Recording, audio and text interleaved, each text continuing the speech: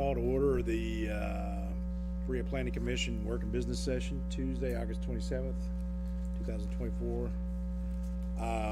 The first work session, has that been discontinued, moved? It has, Mr. Chairman. The owner, Cameron Franklin, the owner of Great Spirits, Cameron Franklin, has reached out to us and did have a conflict this evening, so that has been rescheduled for a month out. Okay. Okay. Business session, recognize any visitors that are not on the agenda, might have any business or concerns or anything. Looks like everybody's on the agenda, I think. Okay, folks, you're looking at you've got the minutes for July the 9th, 2024 in front of you. Take a look at those. Certainly will entertain motion.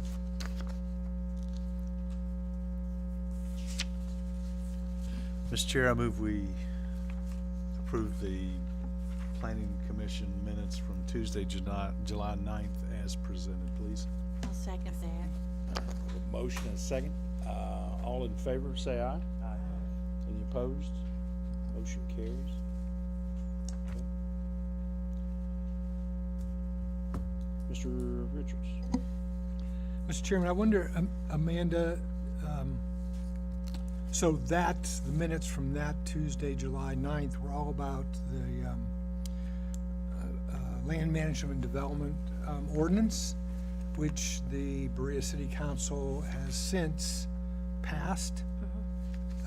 Could you tell us, did they make any changes to what we recommended? They did. So again, procedurally, what happens is those regulations come to Planning Commission for a recommendation of approval. If you'll recall, we made some amendments, and then when it got to council for final approval, amendments were made to 2 sections, which included, I gotta make sure I get my terminology right. Travel centers were, okay. Travel centers were amended to 5 acres and added restrictions for a maximum of 6-hour parking and no inoperable vehicles. So essentially, it would remain a fuel and go. They also amended the Land Management and Development Ordinance for truck service centers to be, and we've defined what truck service centers are. Actually, they were already defined, but they added to that definition a 15-acre minimum lot size conditionally permitted in certain zones. So that would be your B4, I1, I2 zones, with restrictions for no more than 12-hour parking and no inoperable trucks and vehicles.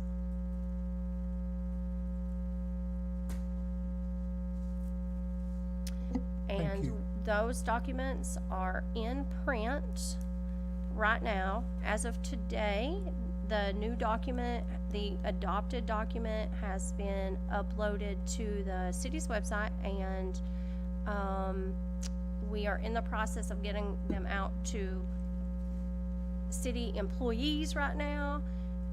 Your alls will be in print, and we should have them available in the next couple meetings to you guys. So we'll bring you all new bound copies. Thank you. All right, thank you. All right, next on the agenda, old business, Harvest Park Real Property Development Bond, expiring October 6, 2024, $17,636.40. This is a request for extension 1 year in the amount of $17,636.40. Do we have somebody speaking to that, or are we? No, I will speak Okay. to that. The developer has requested an extension. That development is in its first year of construction. The plat was signed in September of 2023. So the staff would recommend that extension in the same amount. Okay. Chair will entertain a motion from anybody. Mr. Chair, I move adoption of, the Harvest Park rear property development bond to extend for 1 year in the amount of $17,636.40. Therefore, it would end on October 6, 2025. Motion, Second. second, Mr. Robbins. Any questions, discussion? All in favor, aye? Aye. Any opposed? Motion carries. Thank you. Mr. Chair, on the next one, Central Park subdivision Phase 1, Oliver Properties, I need to abstain from discussion and or voting on this, please. Yes, sir. No problem. Okay, yes, number 2 on our old business, Central Park subdivision Phase 1, Oliver Properties bond expiring October 17th, 2024, in the amount of $27,475. Review of bonding requirements. The reason that we didn't put a request on there is Central Park subdivision Phase 1 was one of a couple 20-ish years old subdivisions that as a group we have been talking about trying to get those projects closed out. And many of you recall those conversations. We have record of October 19th, 2022, so 2 years ago, the city put them on notice to complete all incomplete improvements, which is sidewalks on 29 lots. So it is about 4,000 linear feet of sidewalks. Our current bond amount is $27,475. Again, it expires October 17th. So that letter a couple years ago, again, put them on notice to install those sidewalks. And so no work was done. This last year, we made the determination to, again, proceed in either calling the bond or having the sidewalks improved or completed. And so we have met with our corporate counsel, city administration, and we have in fact put them on notice through our legal department to either install the sidewalks, complete it, or the bond would be called on the expiration date. Okay, So this evening, I don't think not asking for a vote, again, more just an update because this was due for us to discuss. okay, Generally would not have discussed that for another month, but because of the time frame and getting notice to the property owners, wanted to go ahead and get it on an agenda. okay. Okay. Sounds good. Any other question, Mr. Richards? As usual, as part of that kind of ongoing conversation, is $27,000 enough to cover No. 4,000 linear feet if we call the bond? It is not. It is probably about half of what we need, and so that is the other conversation is at this point, if the bond has to be called, it is quite an expensive project, and as we all know, cost of materials just continues to climb. And so we felt like that each year it is that the value of that bond continues to be lessened. And again, it's kind of that we're now over 20 years that we've been discussing this particular subdivision. So we felt like it is time. Well, given that there is still, whatever, over a month, is there conversations about how the city, if the city has to call in the bond, how the city can recoup the difference? Not at this time. We do understand that there is a cost associated with it. No, it's just one of those things that I think that now we have tried to, well, with this adoption of our last regulations, you know, we talk about these very specific timeframes. You know, I went back and looked at the regulations during this time, and they were actually more stringent than what we are now. They said you got 12 months plus an additional 12 months if someone came and asked. And so now I think we've set a more realistic timeline of 3 years plus an additional 2 years if there are some extenuating circumstances at the developer's request. So, you know, no more than 5 years total. And I think that we have, you know, considered those things that have never been, you know, again, adding adding a 25% contingency so that we account for some of those material costs in a 5-year period. But, you know, at the end of the day, it is, we have 2 of these that are really old, and we just have to get something done. Thank you. Thank you. Good luck. Thank you. Any other questions, comments? Yes, you certainly may.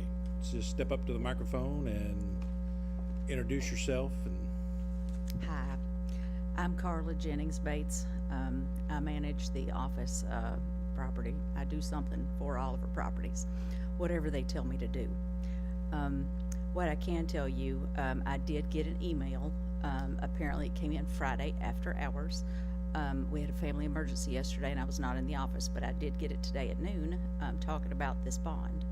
I do know that we had the Walker Branch bond. I was aware of that. That's been taken care of. I did not know about this one. I know a couple of years ago, I took it to the owner and she's handling that. She is no longer handling that. I believe that everyone's aware that Miss Brandy Brown has passed. I need to talk to our attorney. She asked if we could do a 30-day table to bring this back up next month, either get it lined out. We need to know what like you said, the sidewalks, whatever the other improvements are that need to be done, figure out what we need to do, and then have some kind of answer next month. If we could do 30 days, that was her advice this morning. I'm That's sure it. you know, the minute, what we're talking about tonight and what we're doing, we'll take to the council and kind of see what the lawyers say and what's needed and what decisions need to be made, but, So the request was made. I did have legal counsel Tracy Blevins reach out to me this afternoon. Yes. I heard from her about 2 o'clock today, and she asked for a 60-day extension, to which I said, unfortunately, that's past the bond Right. term, so I can't do that. Right. But again, my suggestion would be to, you know, have her reach out to JT Gilbert and our corporate counsel's office and Jerry, and but again, we have this very firm deadline of October 17th is when that expires, Right. and really would just expect that work be completed by then. Okay. I mean, I don't know without the bond, you know, without Sure. the bond renewal, Well, I don't know what, Can we do a renewal? Is that in question, or is that an option? you know, this body has determined 2 years ago to call this bond. Right. And we've extended and given grace periods for 2 years, so, I don't know the answer to that. Okay, so I just need to check with Miss Blevins and let her contact who Have needs to our be contacted. contact. I would think that would be the best way to go, and Okay. then there can be some negotiation there as far as what needs to be done, and even if it's called, you know, it's at what point does the work begin, and what is the work to be done, and Right. all those things. Right, I was unaware of what we actually needed to be doing. Yeah. Is that all? Is that all you'd Any- like for me to say? Any other questions or anything? Thanks, Carla. Thank Appreciate it. you. I have a family emergency. You may have excused. Yeah, absolutely.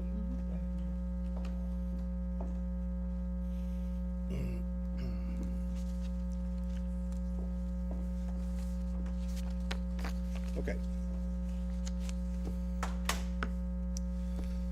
The Stony Creek subdivision, Stony Creek Holdings LLC letter of credit expiring October 20th, 2024. $347,826.70. This is a request for extension for 1 year in that same amount. We did get an email from the developer. They are requesting that extension. This letter of credit is for 87 lots.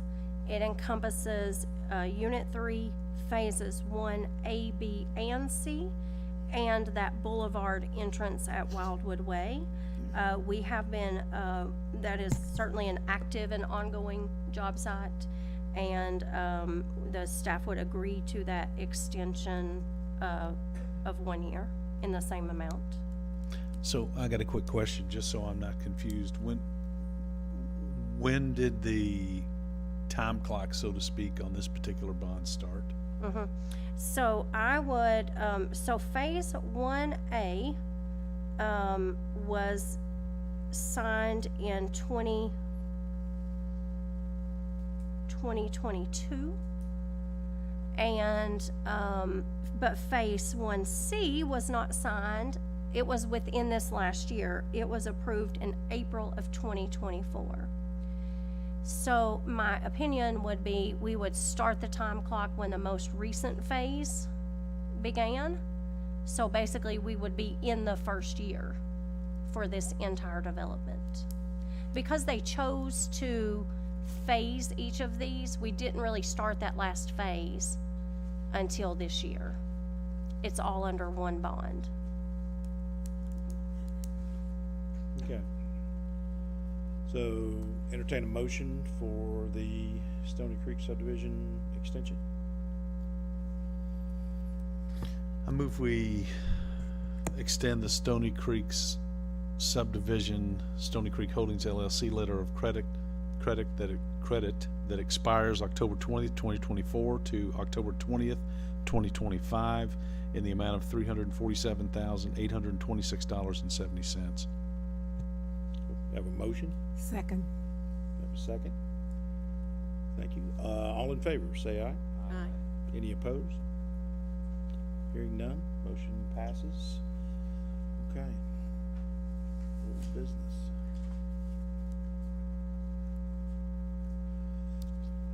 New business.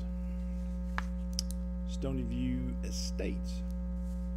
New idea construction final plat. Yes, sir. Yeah.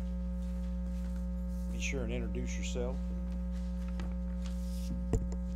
Hello, I'm Bill Short of New Idea Construction, and I'm here to ask for the approval of the final plat. It'd be for Phase 1 of Stony View Estates. So, Mr. Chairman, this is, or Commission, this is the 55 lots that are kind of at the back of the subdivision. You'll recall that Mr. Short brought in a plan, a preliminary plat. I didn't get the date of when that was, but it's been within the last 8 months, I'd say. Yes, ma'am. And we agreed to allow 55 lots at this point until some further tests and studies were done for sewer and traffic and some of those things. So this is that first 55 lots, and the infrastructure's installed. Sewer, water has been inspected and approved. Roads, curbs, gutters, stormwater, including 2 pretty large detention areas, have been constructed and inspected. The plat has been through development review team, review for technical aspects, and has met all the city's requirements.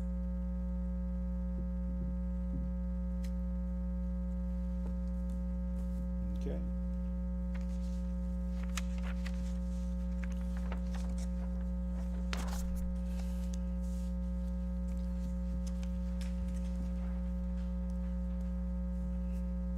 Any other thoughts or concerns, any comments from commissioners? Was the traffic study completed, and do we have the results of that? I've had a traffic study done, to try to see about getting more. What the traffic study came up with on the one we've done, is they've said that eventually, as this thing goes forward, there is gonna have to be a light out there. As the more houses is being built, and that's gonna kind of fall back on, being honest with you all. When you all think it becomes that time frame to make the light go in before you approve anything else. They're saying that the entrance, where it's the double lane, as far as people getting in and out, that's not a big problem, but eventually when you keep putting more houses in there, it's gonna take longer for them to, to get in and out on 25. Yeah, 7:30 to 8:30 out there is tricky. Yeah, you have a couple different time frames. I've got a house right down there on 25, and I see it as a developer. I don't like it, but, I see it. So, I understand the things in there. I'm kinda gonna bring mine to a halt, being honest with you. Because of the cost of everything going on right now. It's a shame that these lots is doubled in price over the last 5 years. And, and you hate to do that to the public, but it's just,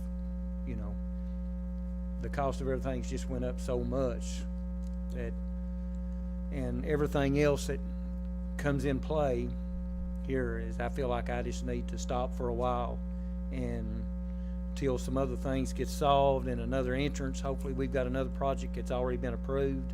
And once we get that other entrance, I feel like that you all will give me more lots. Understand? Yeah. So you're saying it's up to this commission to determine when a traffic light on 25? It's no, when you stop the development. Okay. That's kinda, what I'm saying is, when they done the, traffic survey, it's, it keeps going, it has to go for like 10 years, 20 years, they go up to 30 years. So it's according to how quick the development goes along. So once that development, I'm kinda a quick developer. You all it's kinda went slow down there. We move a little faster than what's went on down there. I would like to go on with the other 100-something lots, but I know that's not gonna happen. So, and I know Berea needs it, and that's really one of the only other places that we have right now to develop. I know Mr. Carpenter's got another place down there that, is hopefully gonna start soon. But we're fixing to run out of the builders. I've got all these lots sold. Yeah.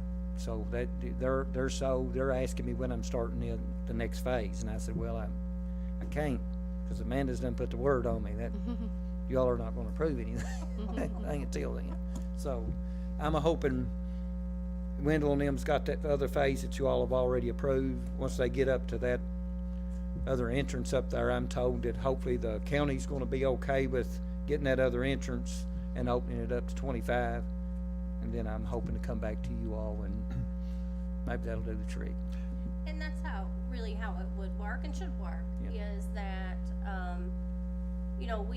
we approved, this 55 lots, assuming that, because we had approved 100 lots that made a connection to the county. Yes.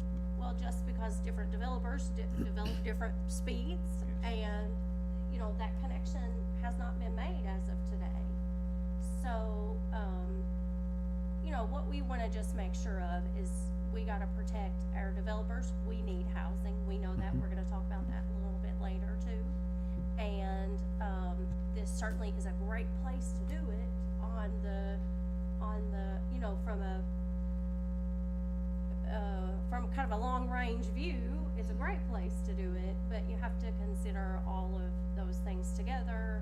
And basically, what I read from that traffic study is they've given us, he's correct, they've given you those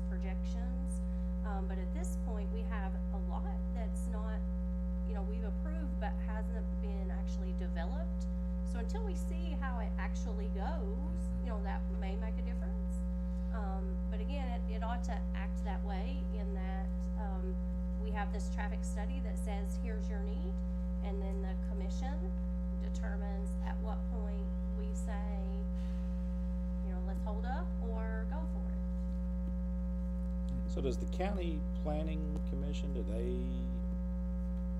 they in conversations with like the transportation department? The people who obviously have to do something with a traffic study and kind of talk about with so much development going on and and on 25. These traffic studies, the state is actually doing a major one right now down 25. They're actually going through all that stages right now to see what's, and of course, until you get to that point, they're not gonna do anything. Right. And we all know that, cause that light's gonna cost, you know, $300,000 or $400,000. So, you know, until they really have to do it, they're not going to Yeah. on it. And you hate it that way, but that's kinda how it is. You know, they've got money everywhere else, they have to spend it and do things, so.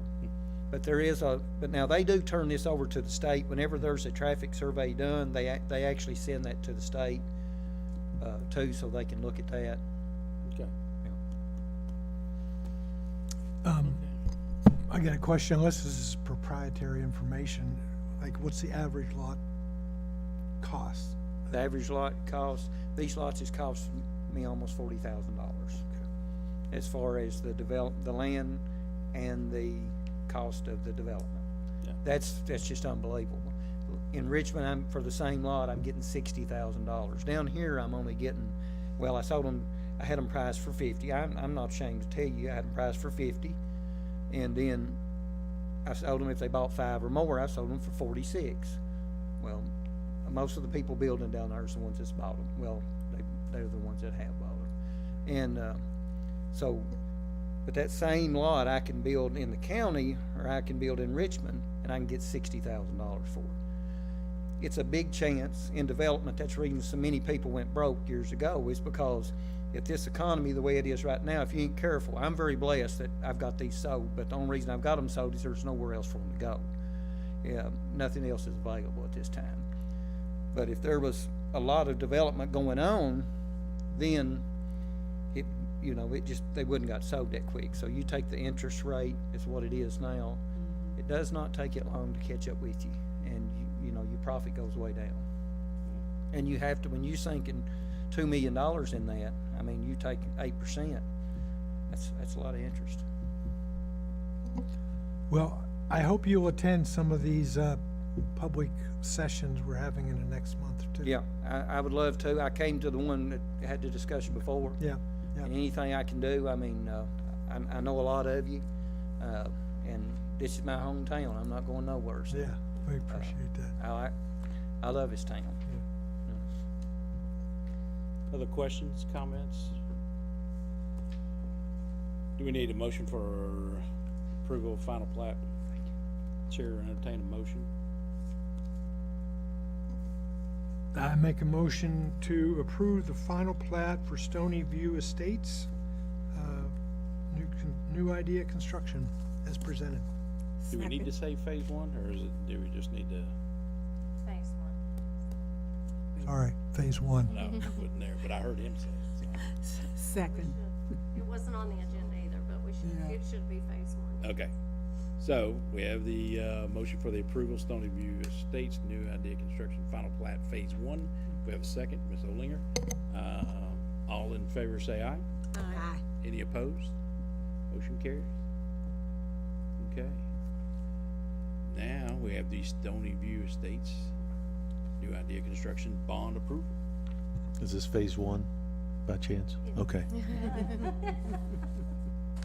So, you should have a bond estimate. It has Abacus Engineering letterhead on it. And I had them figure this 2 ways.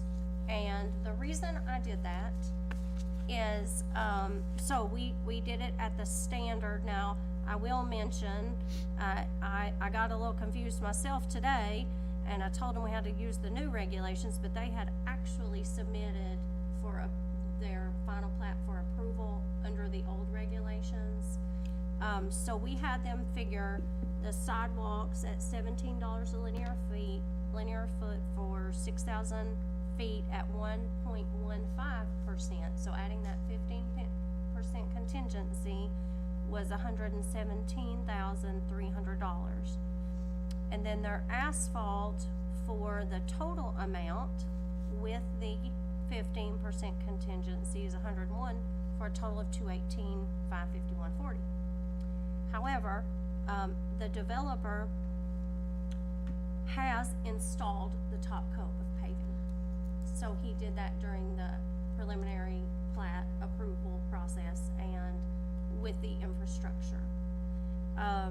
So I had them also figure it at a 20% maintenance, guarantee of just 20% of the asphalt.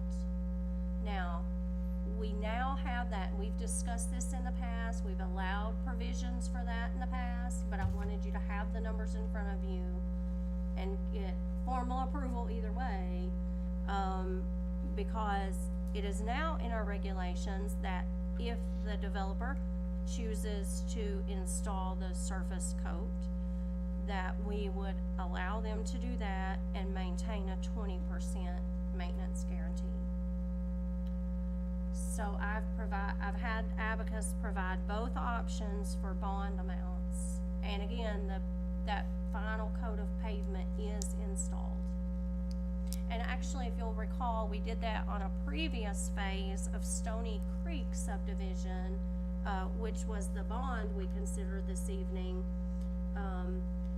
We had them do that kind of as a trial. We allowed Mr. Short to do that, to just see how that worked and how that held up over time.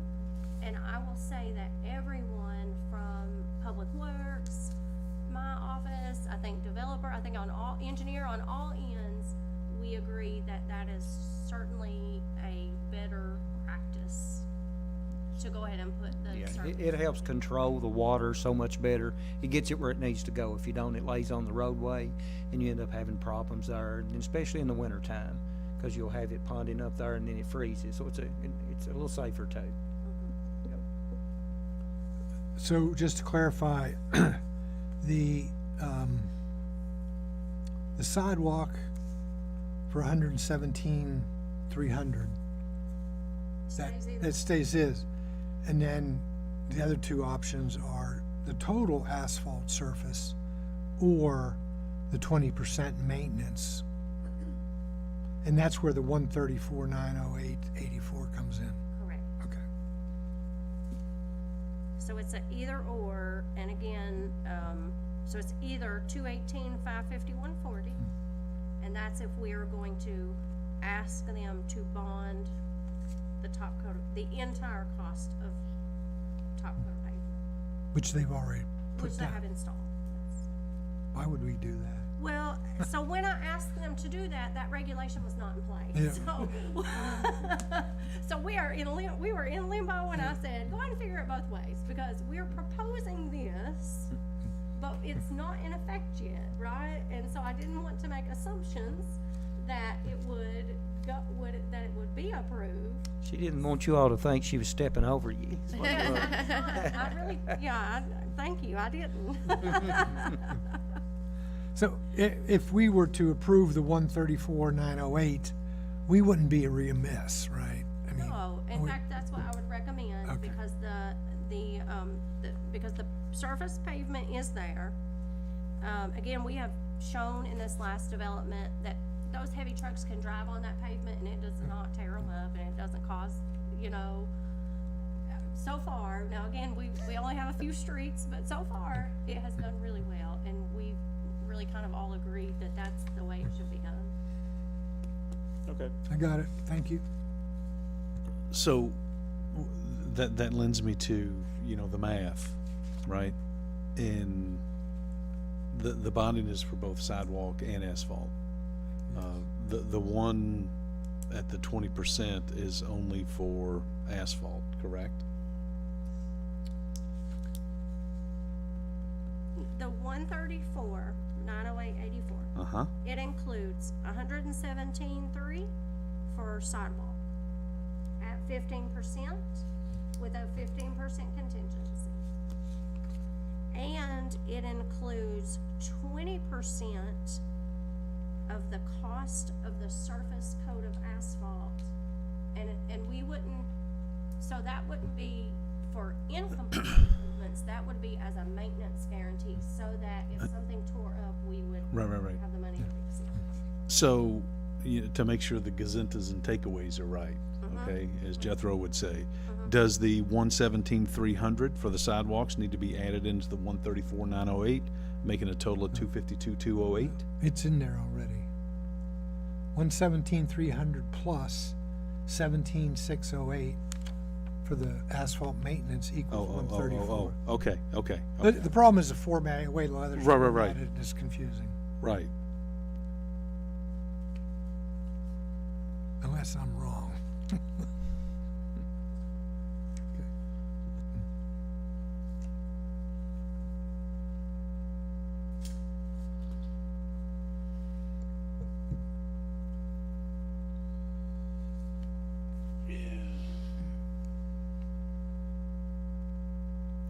So 134,908.84 is 117,300 plus 20% of asphalt. Yeah, 17,608. Plus the sidewalk. I must be doing it wrong, cause I keep getting a different number. You're not holding your tongue. Well, now we're all gonna have to get our calculators. I think it's what the total is, but it has to be 115%. Is you times it, what it costs plus the 115%. And then the cost of the asphalt is 20%, I got it. if I'm not mistaken. Well, and Yeah. there's a period where there's a comma, so that makes it a little So that's more where it kinda gets confusing Wayne. right there. So it's not $88, it's $88,000. You concur by hand, you figured? Okay. Okay, You ready for a motion, Mr. Chair? yeah, chair's ready for a motion, concerning the bond. I'd make a motion that we approve a bond or letter of credit for the final majority plat for Stony View Estates, Phase 1, in the amount of $134,908.84. I second. Motion and a second. All in favor, say aye. Aye. Any opposed? Motion passes. Thank you all very much. Thank you, Ms. Short, appreciate it. Okay. Thank you. Supposed to doing it wrong. I know, it's decimals and commas and whatever those little stars and asterisks were. Yeah, there was a lot going on. Yeah, I know, I was like, so am I figuring 20%? No, it's. It was a lot going on. Okay. Discussion, housing learning session from Ms. Haney. Yes, so as I have, been talking a lot lately about, is this larger conversation about housing that's happening. And so, Kentucky Housing Corporation through Bowen National Research is, currently conducting a housing gap analysis. So I had mentioned that to you guys. They are releasing that information for the use of, actually I was on a call today. Kentucky Housing did a presentation. Some of you all jumped on there. They are, really kind of advertising this as to be used by local governments, by counties, by, developers, by people who are, in all different types of housing, for your comprehensive plan, they are saying, please use this data, because in fact, Bowen National Research, the man who presented that today for them, was talking about, Kentucky had the most robust housing study he had ever seen in what they're doing right now. And so we had, as a commission, talked about doing work or a housing studies, something in the past.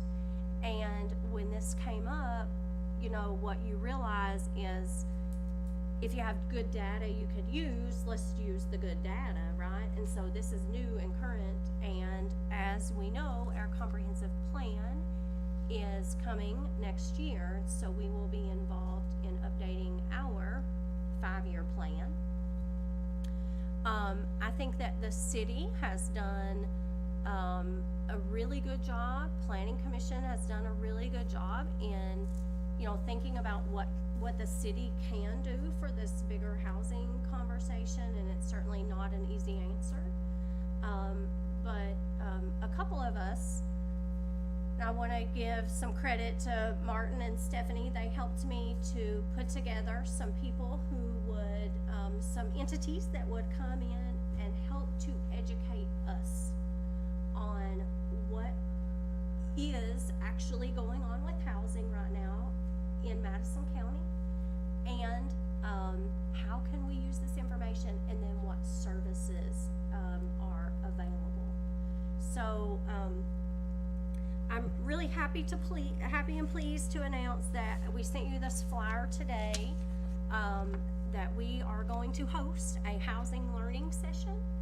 It will be, and I'm calling it that because again, I really feel like it is our opportunity to try to understand as we make these decisions about housing and, you know, zone changes and different, types of housing that's proposed.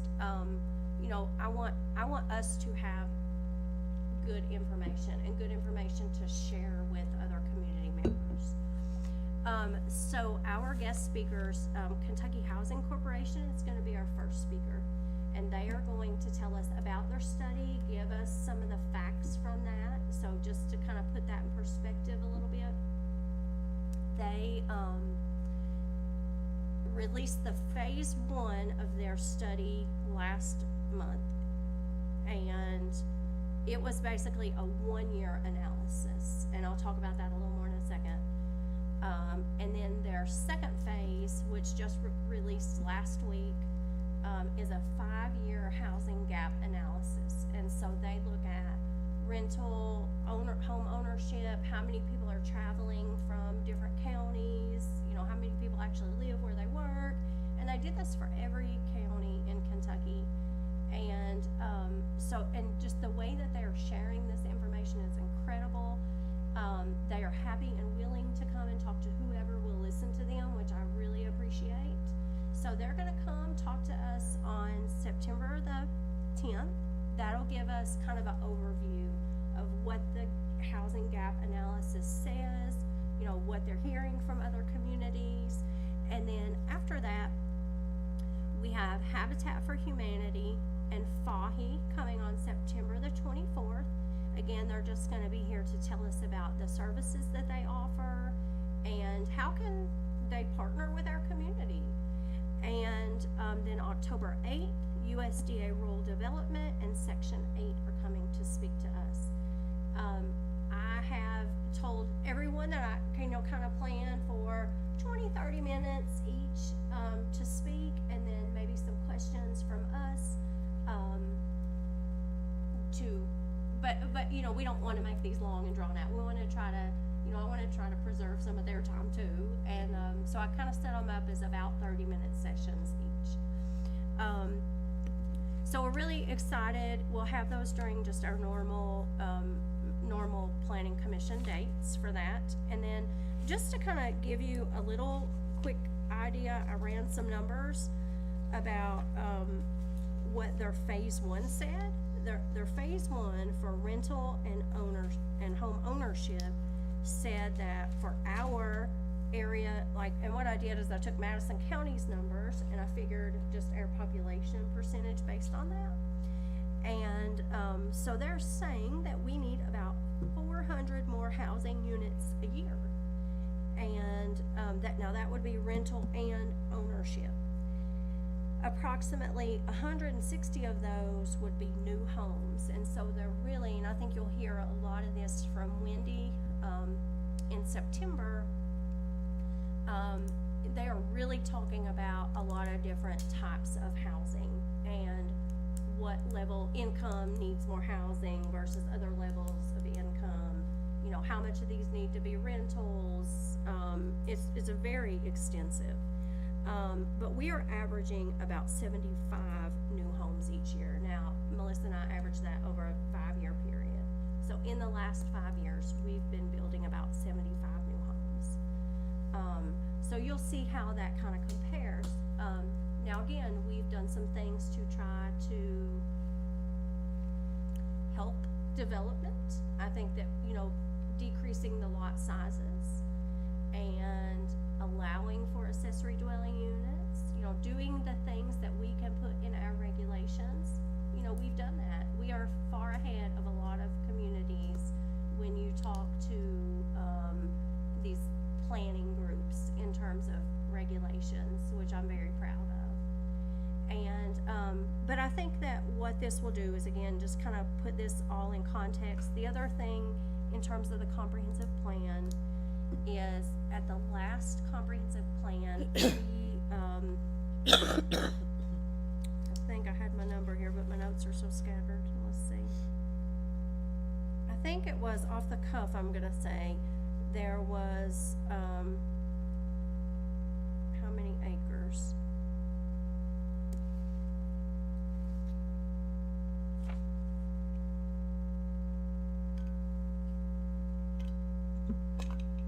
Sorry, I can't find my number.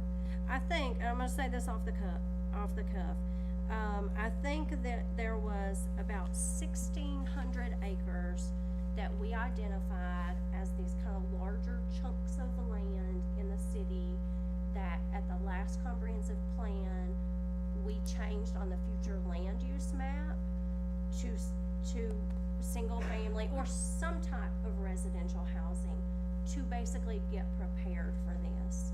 Because you just heard Mr. Short say, we don't have anywhere else to build.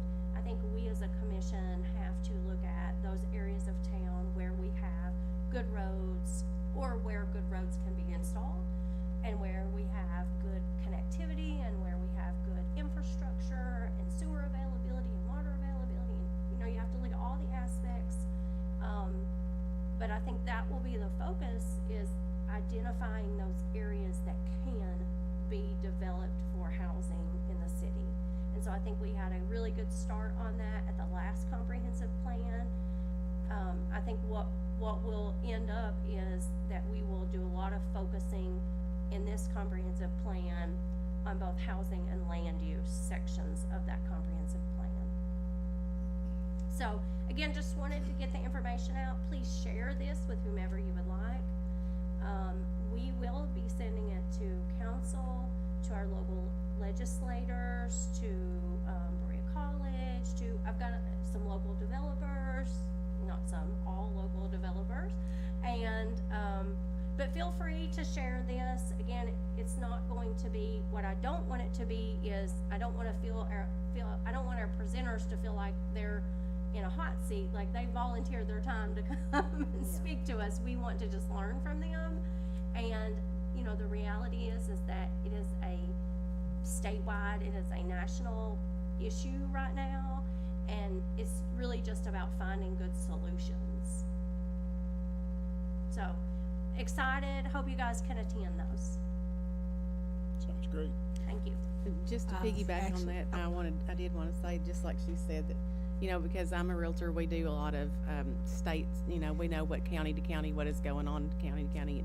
It's not at all just concentrated in this area. It is, you know, it's overall, everybody is having the same issues and everybody's trying to come up with you know, other alternatives. So it's definitely not just in this area. And actually in this area, we do fairly good with our numbers. So it's not, you know, anything for anybody to panic about, but it's a good thing to get in front of and see what possibilities when someone comes for approval on doing of a development. This will help us, you know, to have this in the back of our mind, what the needs are. So, but it's not, we're in good shape. We are in good shape compared to everybody else. We're doing well, but we want to keep it that way. So.